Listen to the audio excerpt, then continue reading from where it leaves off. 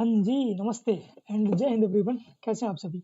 I hope बढ़िया होंगे। तो जैसा कि आप लोगों ने थंबनेल में देखा होगा, 22 मिनट की एक क्लास से डायरेक्ट 19 क्वेश्चन आए हैं। जी हाँ, बिल्कुल।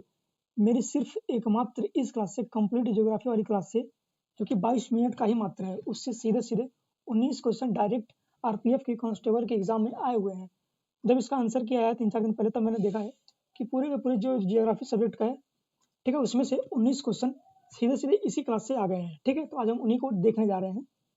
तो चलिए क्वेश्चन नंबर 1 देखते हैं क्या है। यहाँ पे पूछा है कि औस, अमन, बोरो ये किस फसल की किस्में हैं? ध्यान से पढ़िएगा। औस, अमन, बोरो 3 शब्द है। औस, अमन, बोरो ये किस फसल की किस्में हैं? गेहूं की, धान की, चाय की या फिर आलू की? बताइएगा। बताना नहीं है। अब जरा अपनी निगाहों को, अपनी नजरों को स्क्रीन की राइट साइड में लेके आइए। कुछ दिखा आपको? नहीं दिखा? अब बताइए। दिखा? आप कहेंगे हाँ दिखा। अब जरा इसको पढ़िएगा। पहली लाइन है औस, अमन और बोरो। इंडिका भी मैंने लिखवाया था, इंडिका पूछा नहीं। हो सकता है आगे आने वाले किसी शिफ्ट में या फिर किसी एग्जाम में पूछ ले। ठीक है, तो Aus, Aman, Boro are the varieties of rice. तो यहाँ पे क्वेश्चन में पूछा है कि औस, अमन, बोरो ये किसकी वैरायटी है? तो हम लिखेंगे कि ये है आपके धान की, यानी कि चावल की वैरायटी। मैंने पहले भी 1 महीने पहले इस वीडियो को करा दिया था। और ये पूछा गया था 10 मार्च की सेकेंड शिफ्ट में। सेम क्वेश्चन ये पूछा गया था जो मैंने 1 महीने पहले इस वीडियो को इस क्वेश्चन को करा दिया था। और ये क्वेश्चन अभी तक मैंने किसी भी प्रैक्टिस सेट में या फिर किसी भी बड़े टीचर या फिर किसी भी टीचर के जो प्रैक्टिस सेट था उसमें मैंने नहीं देखा था। ठीक है, और अगर जब बात वैरायटी की हो रही तो हम देख लेते हैं। स्टेपल भी कराया मैंने। स्टेपल और अरवा ये किसकी वैरायटी है? तो कॉटन की वैरायटी है। अगर हम बात करें अरेबिका, लिब्रेका और रोबस्टा की, ये किसकी वैरायटी है? कॉफी की वैरायटी है। ये दोनों को भी आप साथ याद कर लेंगे। हो सकता है आगे आने वाले किसी एग्जाम, जो पैरामेडिकल का एग्जाम है या फिर एनटीपीसी का एग्जाम है, ग्रुप डी का एग्जाम है, हो सकता है उसमें किसी में पूछ ले। ठीक, आगे चलिए।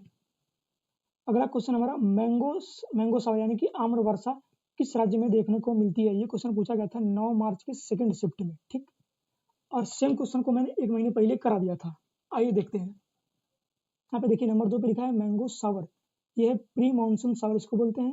ये खासकर कोस्टल एरिया, जो तटीय क्षेत्र हैं, जैसे कि कर्नाटक, केरल और तमिलनाडु में होते हैं। तो यहाँ पे पूछा है किस राज्य से संबंधित है? ऑप्शन ए पे है केरल, कर्नाटक। ठीक, ये हो जाएगा इसका सही जवाब। आगे आइए। अब जो ये है कि काली मिट्टी वाले क्षेत्र में उगाई जाती है, कौन सी फसल है इसमें से जो काली मिट्टी में उगाई जाती है? इसी को सेम क्वेश्चन को मैंने क्या किया था, उस क्लास की होमवर्क में दे दिया था। और सेम क्वेश्चन यहाँ पे पूछ भी दिया है। ये पूछा था हमारा 2 मार्च के थर्ड शिफ्ट में।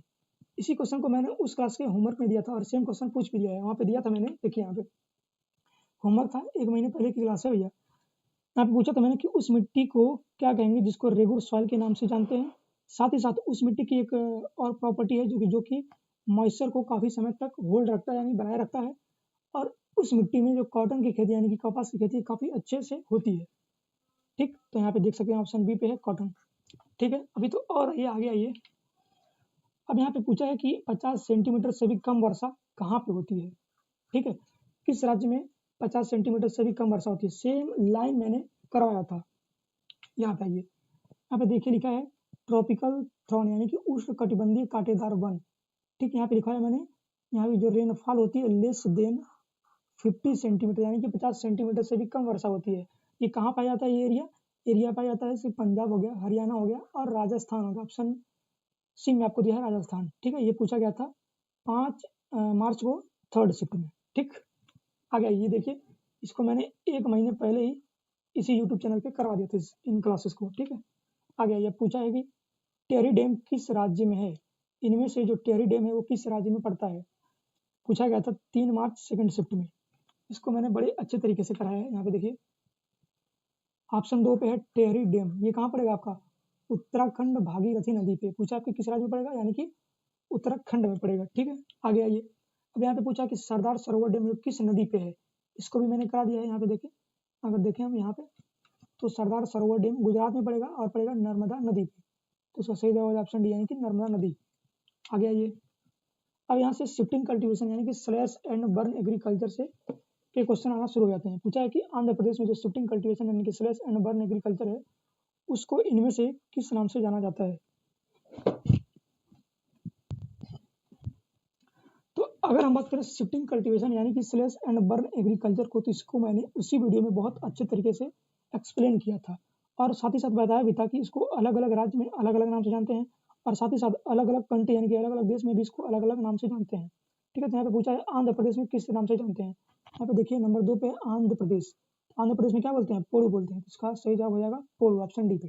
ठीक, ये क्वेश्चन आया था 5 मार्च की फर्स्ट शिफ्ट में आरपीएफ कांस्टेबल की। ठीक है, आगे आइए, यहाँ पे पूछा है कि कौन सा युग में सम्मिलित है, तो ऑप्शन हो जाएगा पोड़ू आंध्र प्रदेश, बाकी सब गलत है। ठीक है, ये 6 मार्च को पूछा गया था फर्स्ट शिफ्ट में। ठीक है, ठीक, आगे आइए।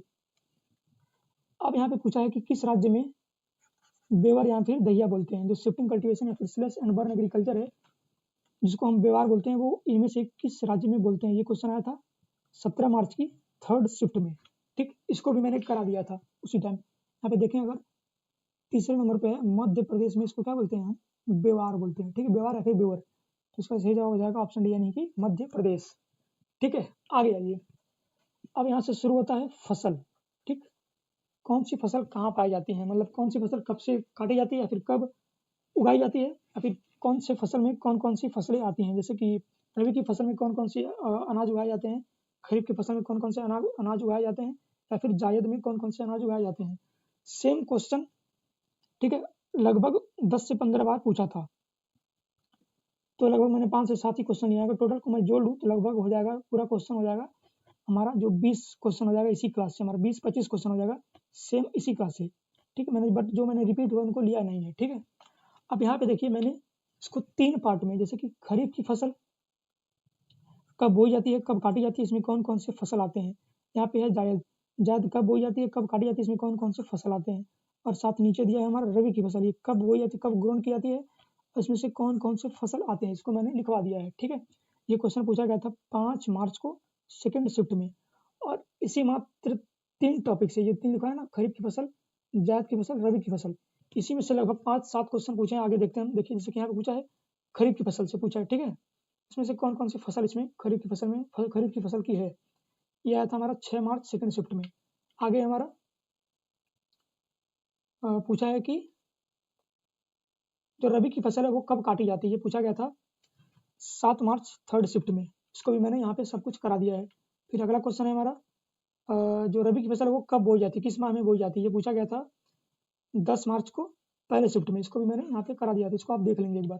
ठीक, अब यहाँ से शुरू होता है कौन सा दर्रा किस राज्य में है। ठीक है, यहाँ से क्वेश्चन पूछा था हमारा, ये क्वेश्चन आया था 9 मार्च की थर्ड शिफ्ट में, और उसी क्लास में मैंने इंपॉर्टेंट पासेस और उनके लोकेशंस को मैंने करा दिया था। जैसे कि बारालाचरा हो गया, ठीक है, जोजिला हो गया, नाथुला हो गया, काराकोरम हो गया, बारालाचरा हो गया, जोजिला हो गया, इन सब, ये सब किस राज्य में है यहाँ पे मैंने लिखवा दिया था। ठीक है, आगे है हमारा वही नाथुला दर्रा है, रोहतांग, थारघाट और जोजिला, ये कहाँ पड़ेगा हमको, ये कहाँ पड़ेगा, इन सबको मैंने लिखवा दिया था। ठीक, अब यहाँ से शुरू होता है हमारा वेजिटेशन से। ठीक है, वेजिटेशन यानी कि कौन सा वन किस राज्य में पाया जाता है या फिर उस वन की खास बात क्या है। ठीक, तो अगर बात करें हम इस क्वेश्चन की, तो इस क्वेश्चन को मैंने बड़े अच्छे तरीके से एक्सप्लेन किया हुआ है। आइए यहाँ पे देखते हैं। जैसे यहाँ पे मैंग्रोव वन है, ठीक है, पर्णपाती वन है, उष्णकटिबंधीय पर्णपाती वन है और उष्णकटिबंधीय वर्षा है। इन सबको मैंने अच्छे से एक्सप्लेन किया हुआ है। ये वन, इनकी खास बात क्या है और इन वनों में कौन कौन से, मतलब किस प्रकार के पेड़ पाए जाते हैं। जैसे कि पहला है माउंटेन फॉरेस्ट, ये इसमें कौन कौन से पेड़ पाए जाते हैं और ये कहाँ पे पाया जाता है, भारत में मतलब किस राज्य में पाया जाता है। दूसरा है ट्रॉपिकल एवरग्रीन फॉरेस्ट यानी कि उष्णकटिबंधीय सदाबहार वन, ये कहाँ पे पाया जाता है, इसमें कौन कौन से पेड़ पाए जाते हैं, ये भी मैंने लिखवा दिया है। ठीक है, और यहाँ पे अगला हमारा ट्रॉपिकल थोड़ा यानी कि उष्णकटिबंधीय कांटेदार वन है। ठीक, ये कहाँ पे पाया जाता है, किन राज्यों में पाया जाता है और इसमें से कौन कौन से पेड़ इसमें आते हैं। और अगला हमारा ट्रॉपिकल डिसिडियस यानी कि उष्णकटिबंधीय पर्णपाती वन। ठीक, इनकी खास बात क्या है, सबको मैंने लिखवा दिया था।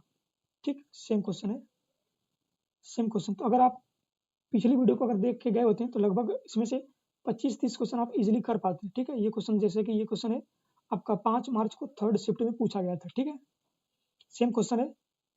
आगे आइए, अभी तो जो मैंने डिस्कस किया है वो सिर्फ था क्या, किसका था, ज्योग्राफी सब्जेक्ट का डिस्कशन था। अभी मैं हिस्ट्री, पॉलिटी, इकोनॉमिक्स का देखा ही नहीं हूँ। ठीक है, इन सबको अगर मिला दूँ तो लगभग 60 से 70 क्वेश्चन जो डायरेक्टली हैं मेरे यूट्यूब चैनल यानी कि इनक्रेडिबल विकास से आए हुए हैं। ठीक, तो और इसी के बाद अब मेरा मन है कि मैं वन शॉट कराऊँ, वन शॉट वीडियो, जैसे कि हिस्ट्री की वन शॉट है, पॉलिटी की वन शॉट है और इकोनॉमिक्स की वन शॉट है, लगभग 2 से ढाई घंटे की क्लास हो, ठीक, इसी यूट्यूब चैनल पे। तो अगर आपको ये वीडियो पसंद आई हो, ठीक, तो लाइक करें और अपने फ्रेंड के साथ, अपने दोस्तों के साथ इसको शेयर करें और साथ ही साथ हमारे इनक्रेडिबल विकास यानी कि यूट्यूब चैनल को सब्सक्राइब जरूर करें। इसी पे हमारा जो वन शॉट वीडियो है वो आने वाले टाइम में आने लगेगा, ठीक है। तो मिलते हैं अगली क्लास में, तब तक के लिए bye bye, take care and Jai Hind.